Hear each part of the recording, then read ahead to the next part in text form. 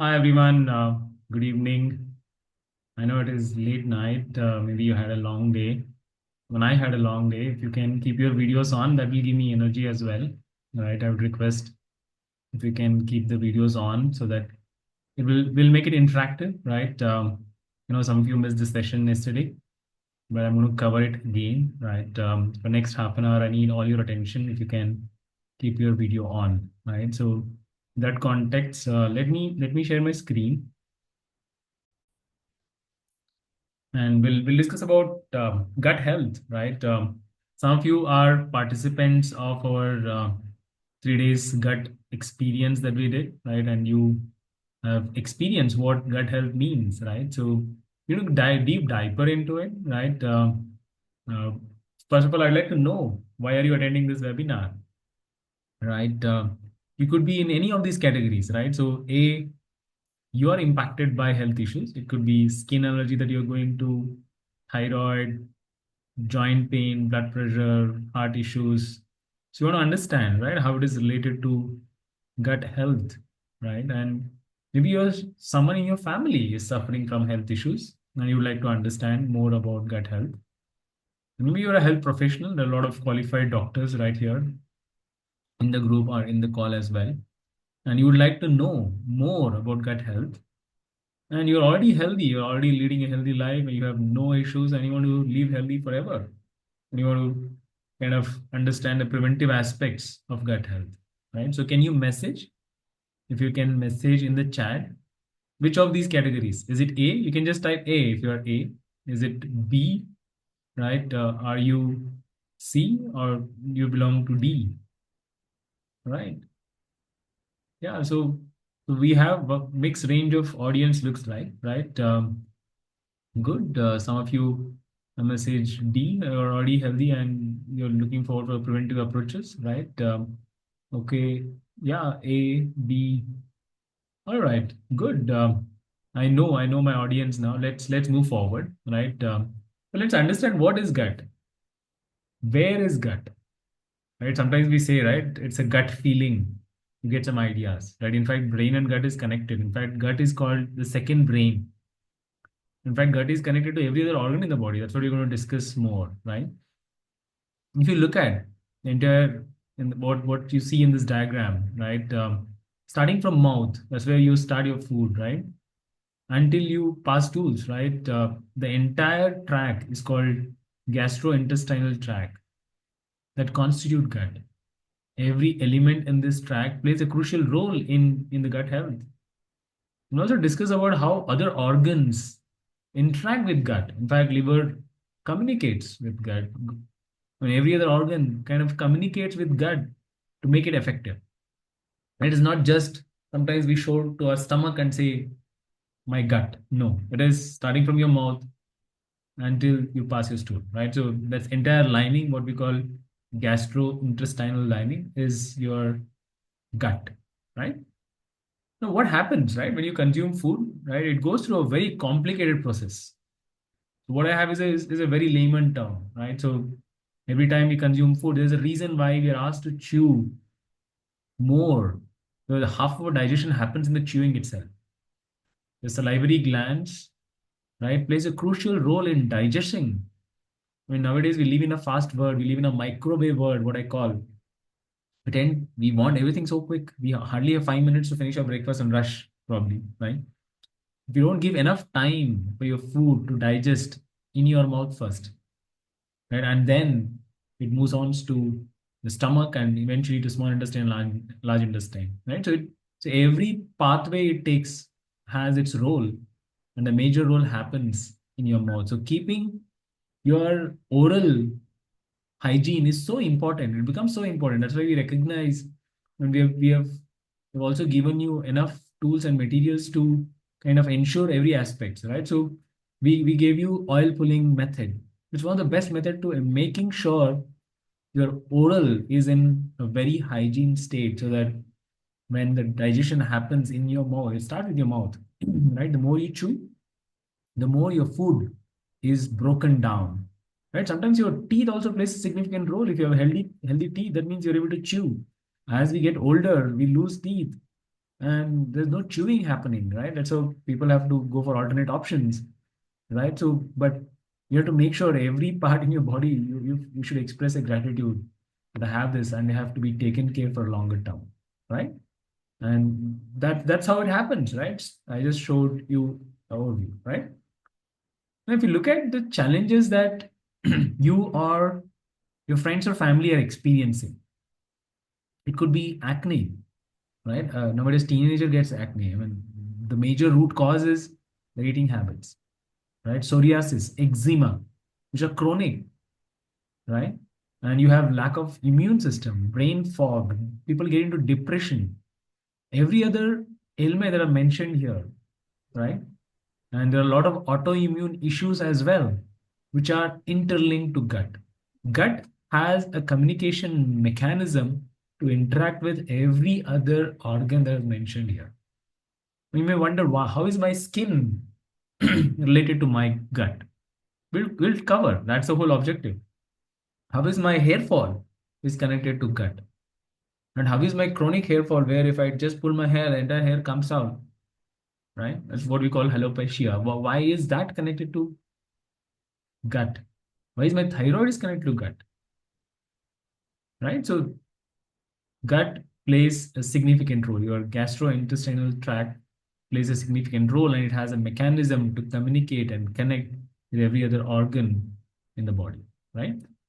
All these major issues are happening because of one predominant factor called inflammation, right? And that inflammation is triggering holes in your gut.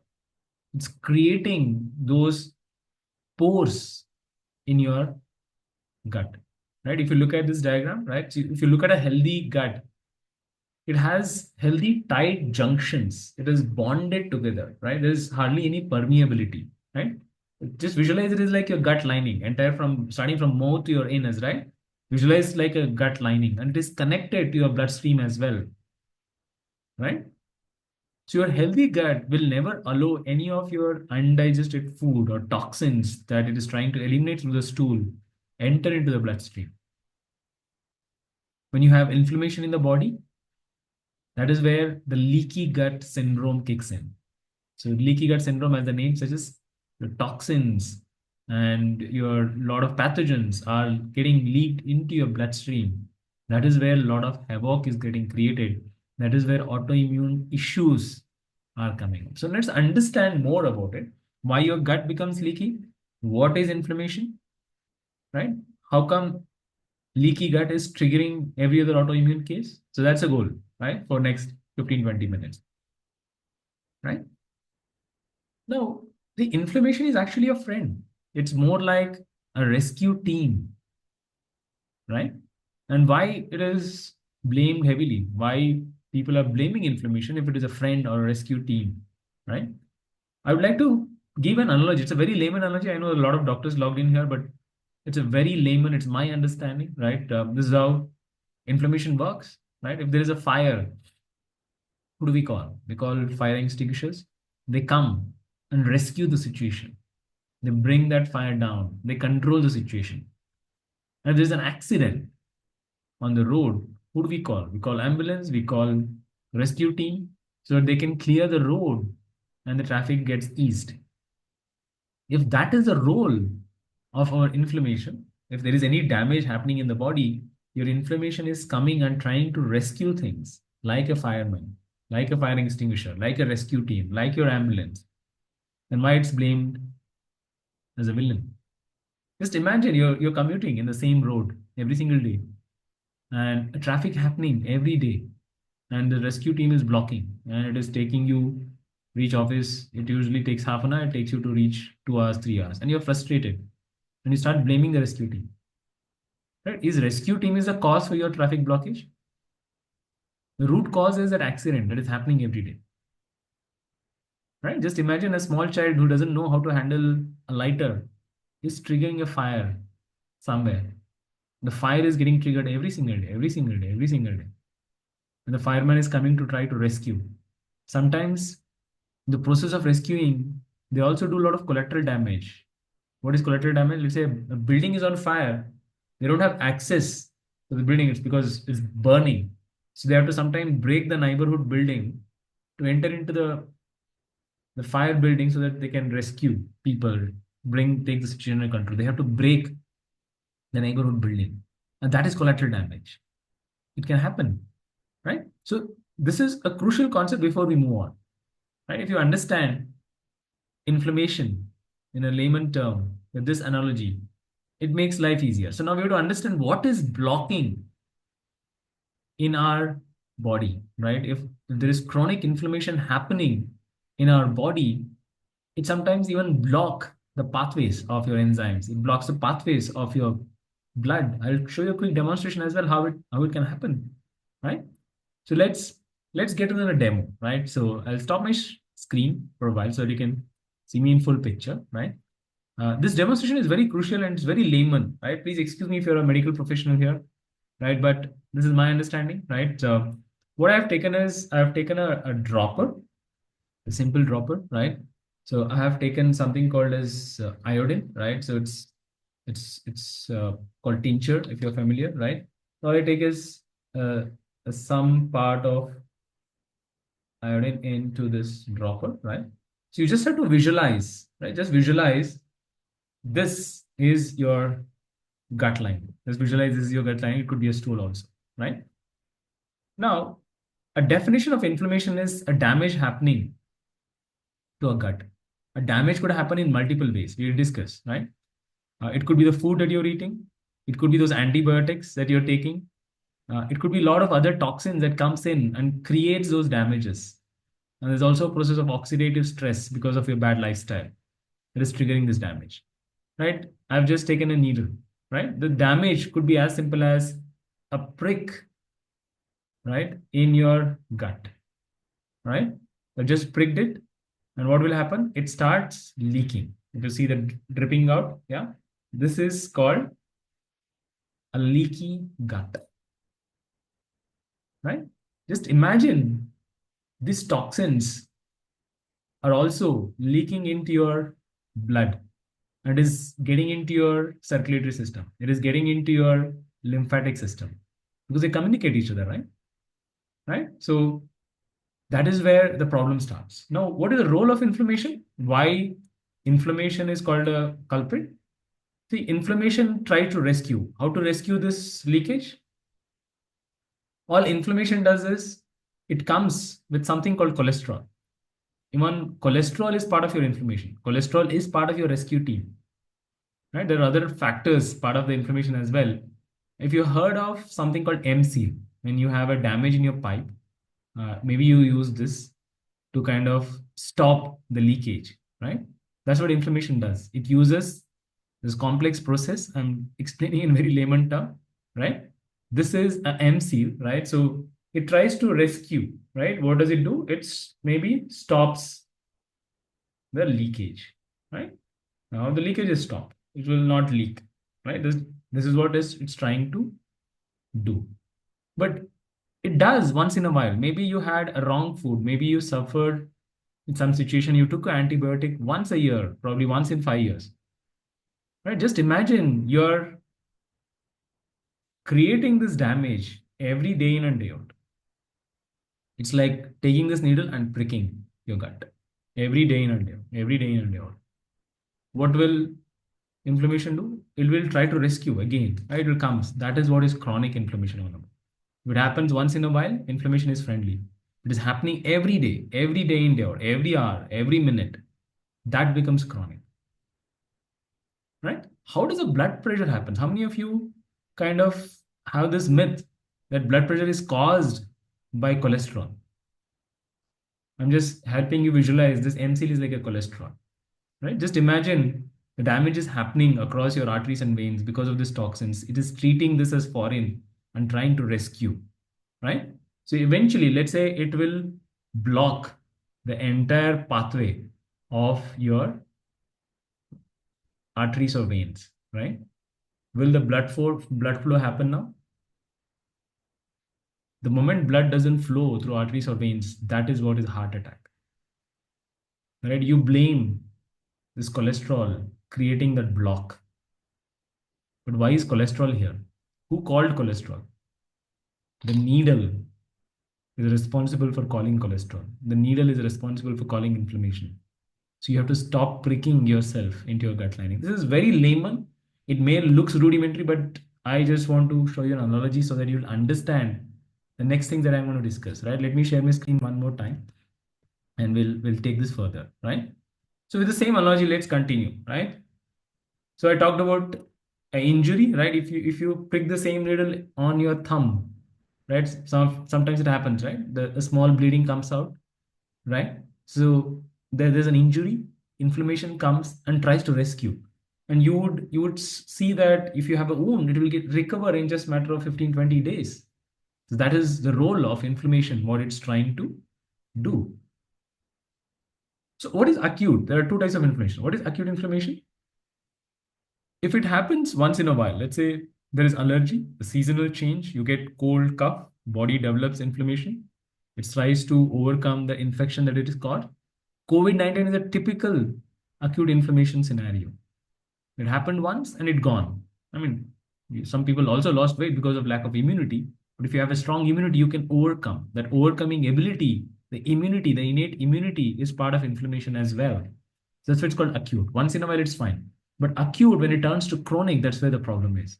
The cardiovascular disease. What is cardio? Heart attack is a cardiovascular disease. When inflammation is acute, it's happening every day and day out. It's trying to rescue something. It's creating a collateral damage. And your diabetes, it becomes insulin dependent. That is also caused by inflammation. It creates collateral damage. It damages your pancreas, beta cells. It stops producing insulin itself. And that is how you develop diabetes, which becomes insulin dependent from type 2. Sometimes you wonder, you have rheumatoid arthritis, your parents have rheumatoid arthritis, some of your family have rheumatoid arthritis, where you're struggling with joint pain, right? If there is autoimmune case, there is an inflammation happening in the joints. That means you're losing the liquid, the lubricant, which avoids friction in those joints because of inflammation that is constantly triggering. And that is the issue, right? So that is chronic inflammation. Now, gut, right? When gut goes through inflammation, so these are the symptoms that you will see across. Maybe you experience a constipation. You're not able to pass your bowel properly. Sometimes you feel that it is not going out well. If you're struggling with that, then there's something wrong with what you're managing your lifestyle. Sometimes you feel chronic fatigue. You're eating food. Your food is supposed to give you energy, but you feel like lethargic. You feel like going to sleep after eating food. There's something wrong with the way you are leading your life, something wrong in your system that you need to address. You have acne all over the place. And these are some of the symptoms and signs that you are experiencing. That means your gut is going through an inflammation. Right? So what causes chronic inflammation in our gut? So what is the root cause? There are a lot of factors, as I said. These are the few factors that I mentioned here, right?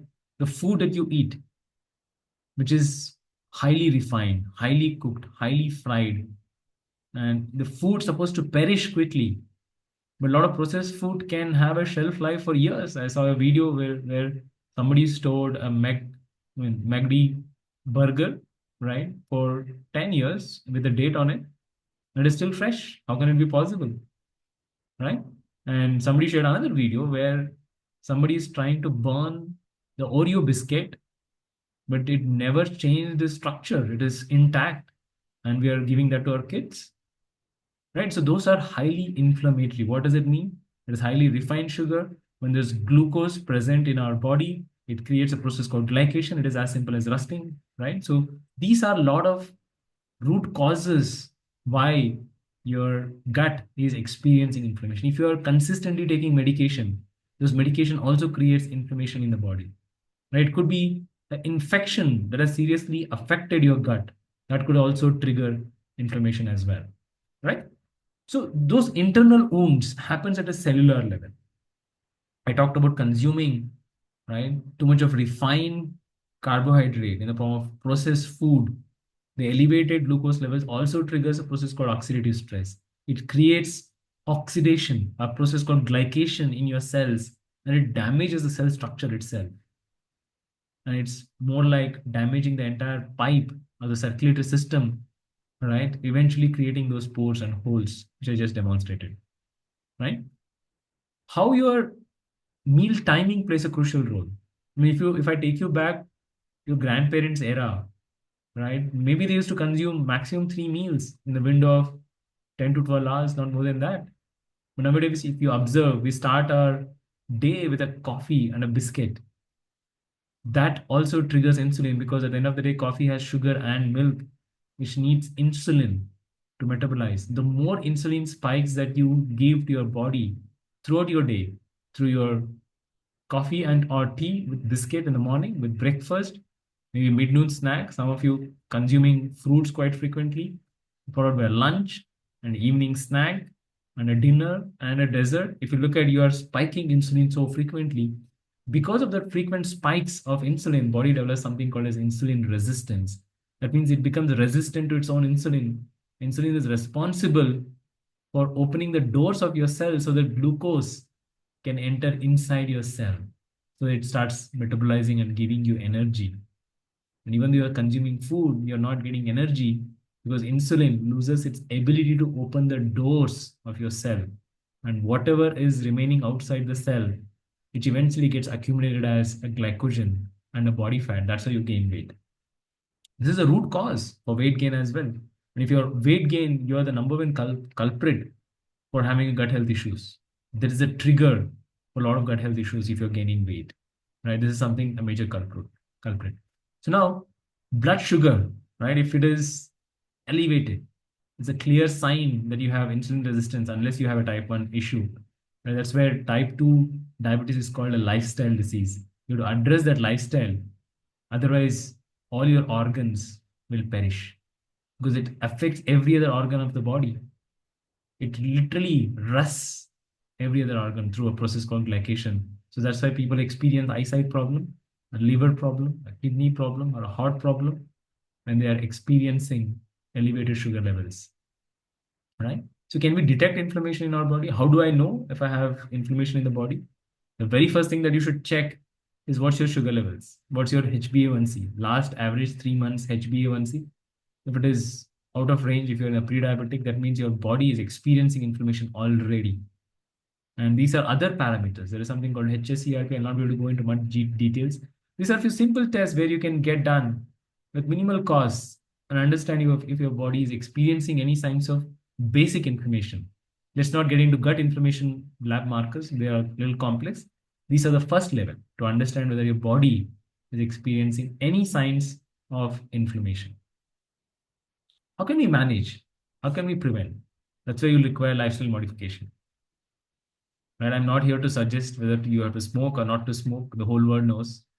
Right? Unless you are willing to modify those lifestyle changes, right? And right, you have to learn to manage stress, right? Stress is part and parcel of everybody's life, but there are mechanisms, there are practices that you can take it and handle it very well, and ensuring that you are on a right ideal weight and there's no malnutrition, ensuring you have recommended RDAs, right? And that's how you can kind of address inflammation and oxidative stress in your body, right? So when we consume food, something that you have to take care is ensuring you have enough macro according to RDA, right? You have to consume required calories, you have to consume required amount of protein. If your body weight is 50 kg, you need 50 grams of protein every single day. Ensure you have good fat and all the required micronutrients. These micronutrients, in fact, acts like a fire extinguisher for inflammation. There's a fire out there, there's inflammation out there. These micronutrients help those flames to be turned off. These are very powerful antioxidants that are essential for us to lead a healthy life, right? And these are some of the foods that we recommend, right? If you can take the screenshot, make sure none of these are part of your pro-inflammatory foods, right? What are listed here. The number one reason is the oil that we consume. If there's a seed oil, sunflower oil is the number one culprit. And all the seed oils, in fact, if you're using, is pro-inflammatory. You have to switch over to anti-inflammatory foods, right? If you can avoid oil while cooking, we recommend zero oil. It is possible. We have enough resources and utensils, which makes you zero oil possible, right? If you can go to that lifestyle, it is possible to do cooking with zero oil, right? And some of the foods that includes berries, all the berries are fantastic anti-inflammatory, right? And some of these that are mentioned here, right? Now, so what are the steps that you need, right? You experienced right? How workout can effectively be a prebiotic, right? When you do a movement, right, you will have a better bowel movement. You can be able to pass the stool properly. If your stools are properly flushed out, well, that means you have a healthy gut. You're not experiencing constipation. That could be one of the reasons. And eating healthy, to make sure you need to have a balanced food, have a good amount of fiber in your food. You know what is killing fiber? The pressure cooker is killing fiber than anything else. In fact, pressure cooker is killing more people out there than a time bomb. Me and my wife, when we traveled to UK for a few years, the first thing that we took over there was a pressure cooker without knowing it. Because India is the only country which is manufacturing pressure cooker apparently. None of the other Western countries have pressure cooker. I mean, I couldn't find any shop in London which has pressure cooker in it.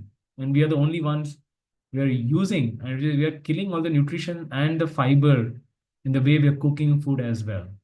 If you can stop that, right? And if you can avoid taking antibiotics quite frequently, I mean, there is a reason why antibiotics have been given, right? If you can avoid, if you can build strong immunity where you can completely avoid antibiotics, typically creates a lot of holes in your gut. That is what leaky gut triggers, right? Stress also has a major role because your mind and gut is connected. And if you're stressed out, it will impact your gut for sure. You'll have to have a mechanism to handle that. Right? We went through a transformation. Our community has been able to help more than 60,000 people all across the world. And in fact, me and my wife, Shweta, we used to kind of struggle to conceive a child even after marrying for 7 to 8 years. And we had a lot of health issues. I had a digestive issue. I used to literally, I mean, I couldn't eat myself any spicy food. My gut lining was all over the place. I had a fatty liver symptom. My health was all over the place. I typically didn't look the way of my age at all. And I could transform myself. I lost almost 12 kilos and I was able to transform myself now into body transformation. And I'm building my lean muscle mass as well. My wife Shweta went through a transformation. And eventually, after leading a healthy life for more than 1 year, we have been blessed with a baby girl, right? So that's how, in fact, me and my wife, we are able to conceive, and she's 3.5 years old now. And through our transformation, through our journey, we are able to help more than 3,000 friends and family who got benefited. And we just received a video from our customer. She was our childhood friend. And she was struggling. Both husband and wife had health issues. She was overweight by 40 kilos. Husband has a type 2 diabetes and they were struggling to conceive a child. Even doctors had given up. They said, no, I don't think it's possible. You should plan for adoption. And they tried this program for 6 to 8 months. They led a healthy lifestyle for more than a year, and they were able to conceive a child. And the child is 2 years young now. So that's the beauty of our program, which we are able to help a lot of people. And you can look younger when you take care of your health, when you fix your lifestyle issues. This is, well, I'm 42 by now. I mean, we look much younger than our age, right? So what our community focus on is 6 pillars. Diet and nutrition plays a significant role in our program. 50% of the results comes from diet and nutrition. Workout is essential. Workout is required, right? But it only contributes 10 to 15% of whatever the goals that you want to achieve. You have to address all these 6 pillars of parameters to make sure you become healthier version of yourself. Toxins, as we just discussed, plays a significant role as well, ensuring that your environment is toxin free, ensuring that you do an audit in your home, making sure that you don't have toxins involved in your home, and giving importance for stress and sleep. Last and the most important pillar is belongingness. Be connected together in a WhatsApp group, part of the 3 days experience. And you can see that group dynamic. That is the reference group. But we cannot run it beyond. And we have a similar reference group, part of our community, where we are able to engage you for a longer period of time. We're able to engage you for 90 days. We have a lot of our people attending one of our session we call Hello Swasthya. We do this session every Saturday at 9 o'clock, right? Where you can log in, derive inspiration, get more value added information. And this could be your reference group for your health. This could be your series that you look after to every week, probably every day, right? This could be your binge watching weekly episodes that you can watch, right? I would highly recommend if you can participate. in our community sessions, right? I would recommend this book.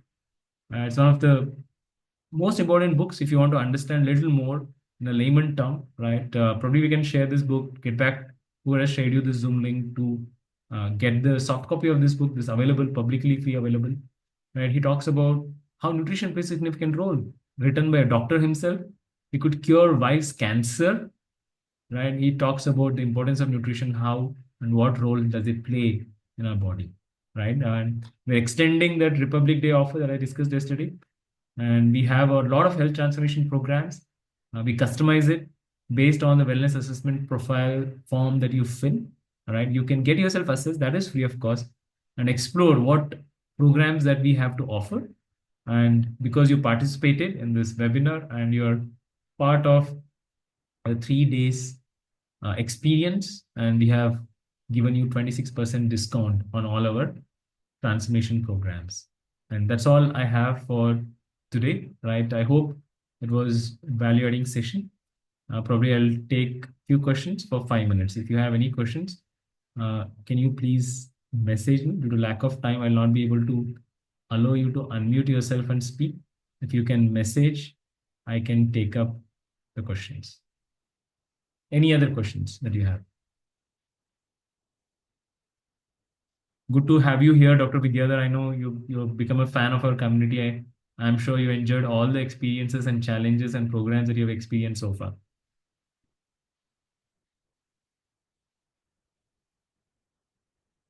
Any questions?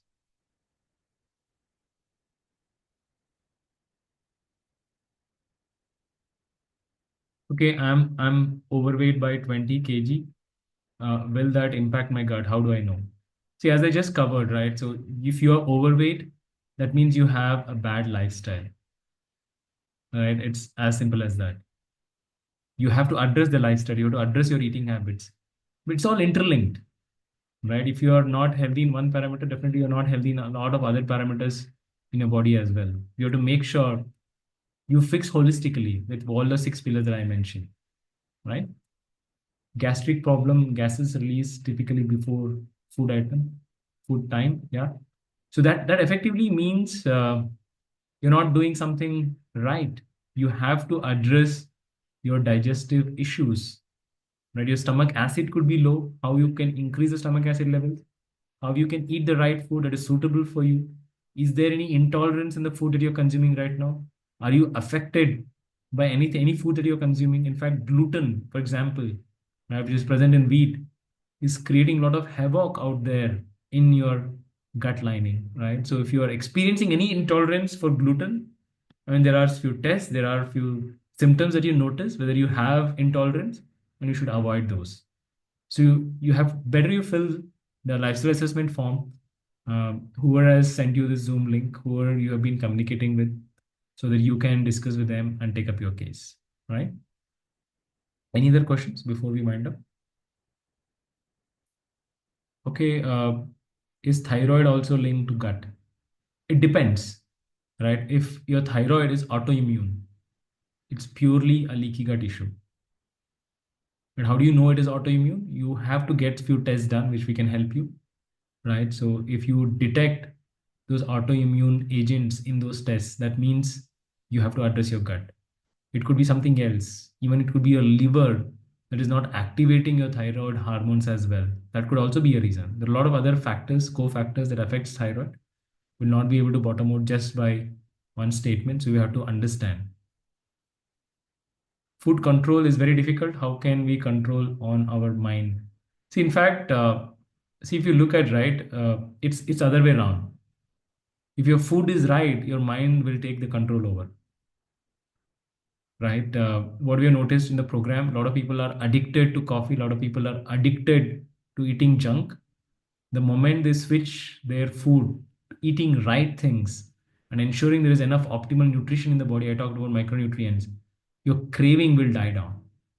That's the only way to control. You cannot control your mind. You have to control your food. The mind will automatically come to control. Mind is craving because there's something wrong in the body. If you have insulin resistance, your cells are not getting the required energy. That means it is craving for more food. In fact, if you're overweight by 10 kg, you can feed your body maybe for another 1 year, right? But you're not able to do that because of underlying root cause. You have to address that root cause. Your food, what you eat, can eventually impact your mood and your craving. So you have to make changes in the food. Eventually, it will have repercussions of addressing your mind as well, right? It's not the mind first; it is the food. And if you're still generating that craving, there is something wrong with your hormones that needs to be addressed. Part of the root cause. You need enough nutrition. Taking food late, absolutely. If you are consuming food late night, preferably you have to consume food 2 hours before you sleep. If your sleeping time is 10 o'clock, 8 o'clock, by 8 you should be done with your food in the night, because you have to give rest for your body, so that is the ideal thing. So if you're eating late and sleeping, not giving enough rest for the body, that could be another reason it impacts your gut. Okay. Good. I hope this session was valuable, right? So get back to the person who has shared you the Zoom link, get back to the person who has influenced you to experience this 3-day gut experience, right? And they should be able to help you further, right? And I've also shared you a separate Google form if you can fill that. And would like to know the feedback of the experience and anything that you would like to address that you need our attention, right? That's all I have for today. Bye now. Bye everyone. Take care.